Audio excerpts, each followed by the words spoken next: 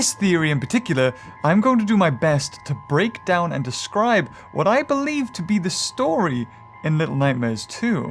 So it goes without saying, of course, this is a theory, but that's all the fun of it when it comes to Little Nightmares. I'm going to answer burning questions, like why did Mono turn into the Thin Man at the end of the game? Why did Six seemingly betray Mono the way she did? And more importantly, where did Mono get that hat from? So let's not waste any more time and dive straight into the story. On the surface, it's quite simple really. Mono rescues Six, they shoot the huntsman, escape from the teacher, burn the doctor alive, free the Thin Man, Six gets captured, Mono defeats the Thin Man, rescues Six, regrets rescuing Six, Long live the king.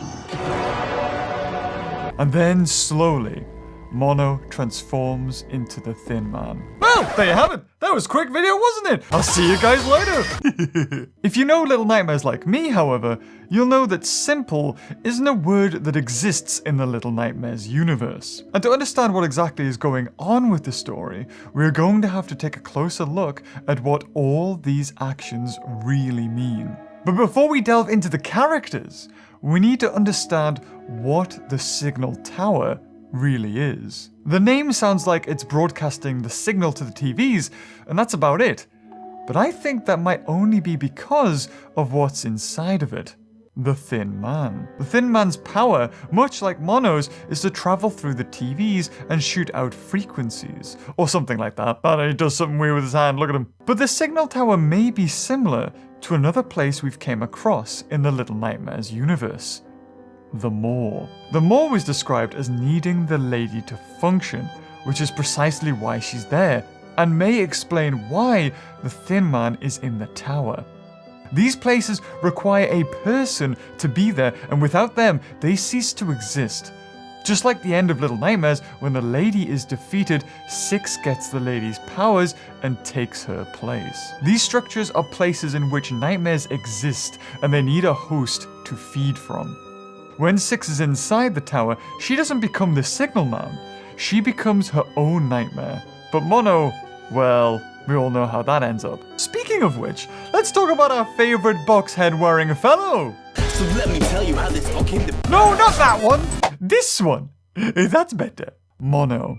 The name being a reference to different frequencies like mono and stereo, which could relate to his interactions with the television sets. But let's be honest, he does quite a lot of that.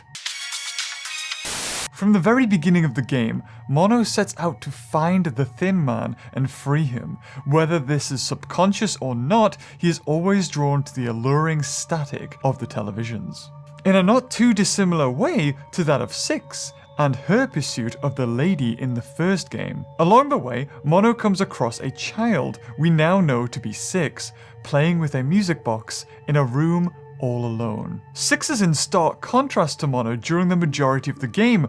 Mono has one focus: releasing the Thin Man and getting to the Signal Tower. Six, on the other hand, besides wanting to escape the Huntsman's house, doesn't seem to have a clear goal, except to accompany Mono. We see her quite often disinterested in Mono's quest. A lot of the time playing with objects in the world, a football in front of the school, playing with a mannequin's hand in the hospital, or even warming her hands by the smouldering remains of the Doctor.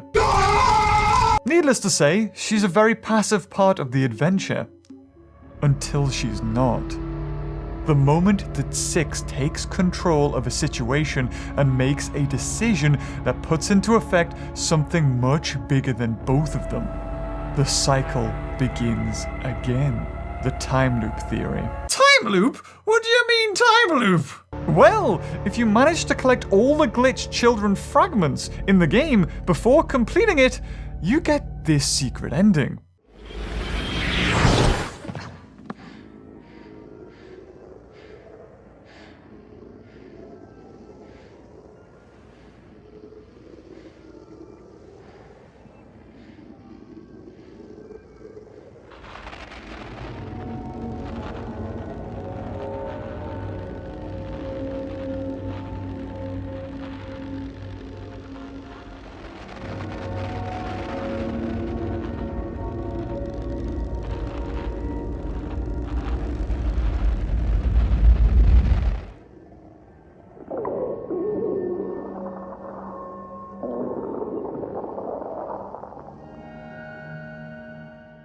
Here you see Six's next steps after she escapes the signal tower.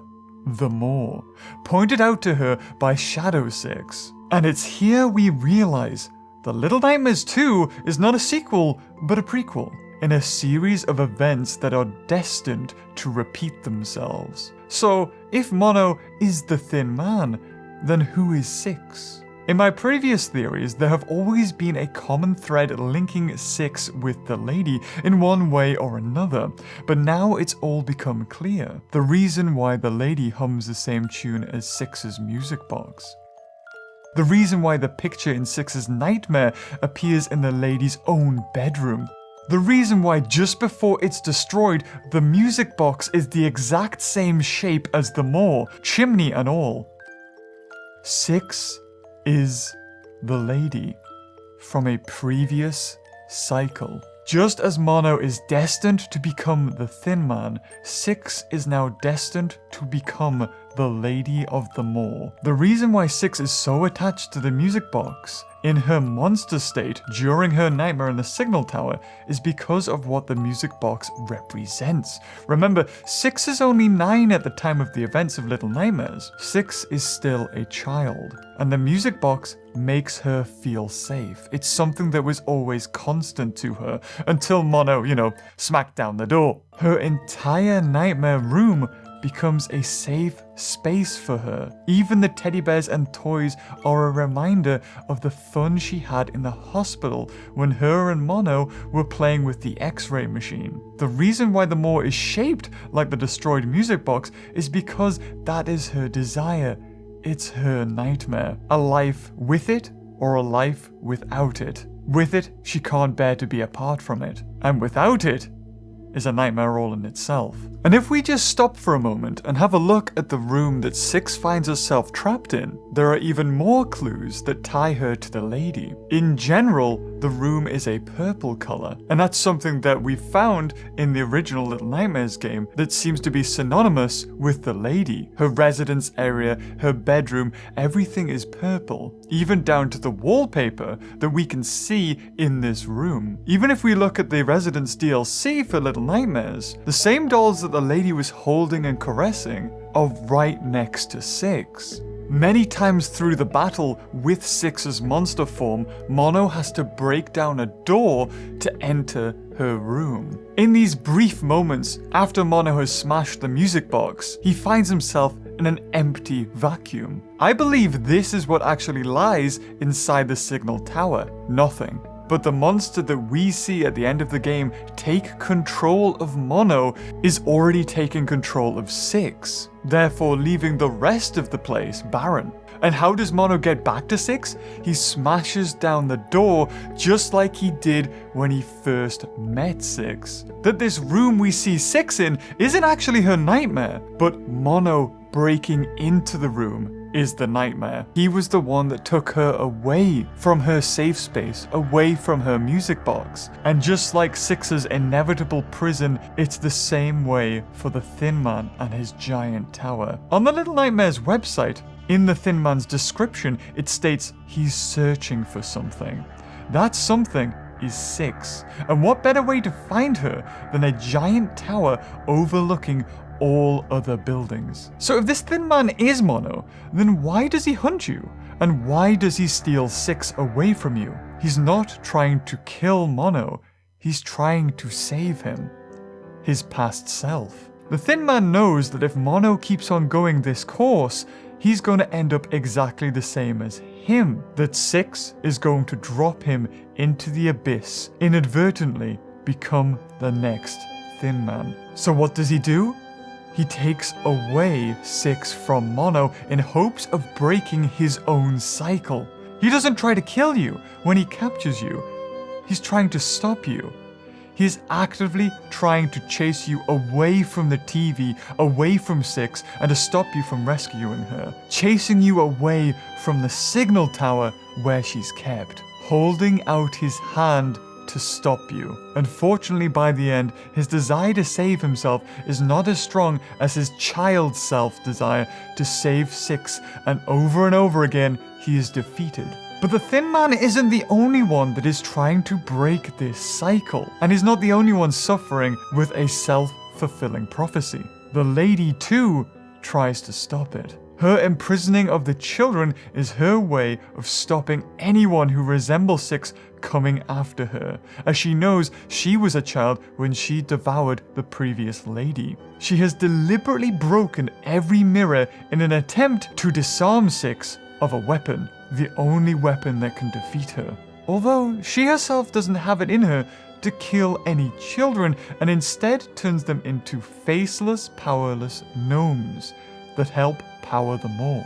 And this brings us to the moment. You know, the one where someone will montage loads of popular YouTubers reacting to it. Wait, why am I there? The moment where escape seemed so close, about to escape the nightmare that is the Signal Tower. Six had a chance to save Mono, but didn't. Why? From the first time we see Six in the game, she's cramped tight around the music box.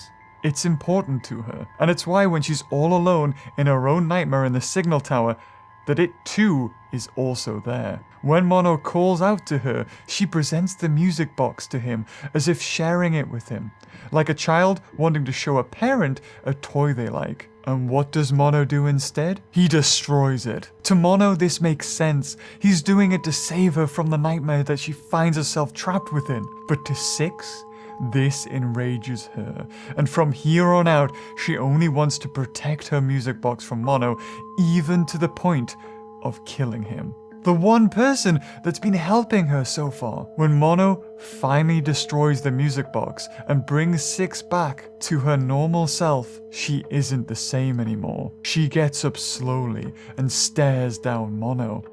Even though he did this for her own good, she didn't want him to. If we take a look back during the previous events I've mentioned earlier, Six actually isn't a good child.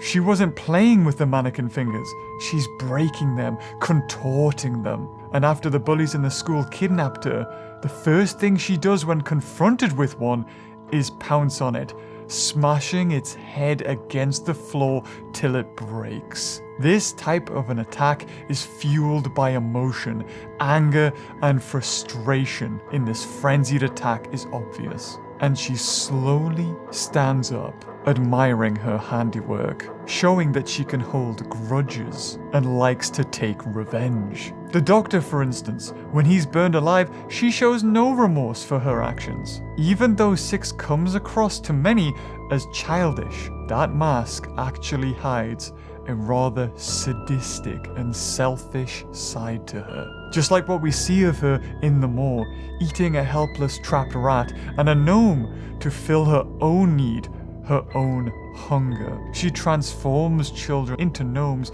to help her run the moor, not hesitating about taking their future away from them. When Six reaches out to help Mono, this isn't because she does it to save him.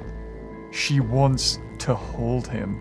She wants to see his face. She wants him to know that she is the reason why. Mono was the one who let her get taken by the Thin Man. She reached out for help, but Mono didn't help her. The one who destroyed something she loved right in front of her. Mono was the one who destroyed her music box and her safe space. He was the one that took everything from her. All of this happens right here, in the look exchanged between them. When Mono looks back up to look at her as if asking what's taking her so long, he realizes there is no remorse for what she's about to do. And with that, she retracts her arm and watches as Mono falls into the abyss. She has no idea what she's starting, but she's happy about it. She's gotten her revenge. Doomed to forever become the Thin Man, over and over again. The best way to sum up Six is probably this quote concerning the ladies' quarters, from a now defunct official little website. If the moor had a heart, it would have lived here.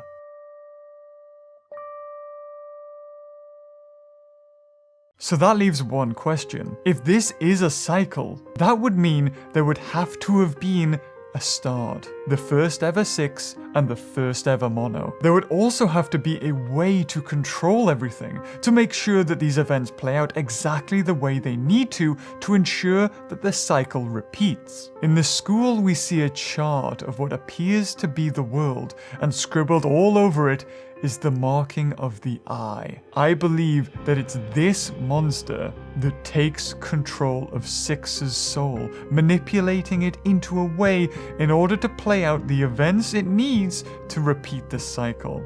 It's the one that leads Mono to destroy his past self, the Thin Man, by leading Mono from the train. It tells Six to go to the moor and watches as she slowly consumes more and more to fill in the void that soul has left, until at the right time she gets her soul back, consuming the completed soul of her past self, the lady. And this is precisely why the lady doesn't put up a fight. She knows exactly what's gonna happen and has accepted her fate, to be eaten by herself. The soul that has been passed from one lady to the next. This could be why we see many pictures in the lady's quarters or residence that show multiple ladies. These are all previous Sixes, and it isn't until these events have come to pass that Six realizes what she has done, and by that time, it's too late. Whatever higher power is controlling this world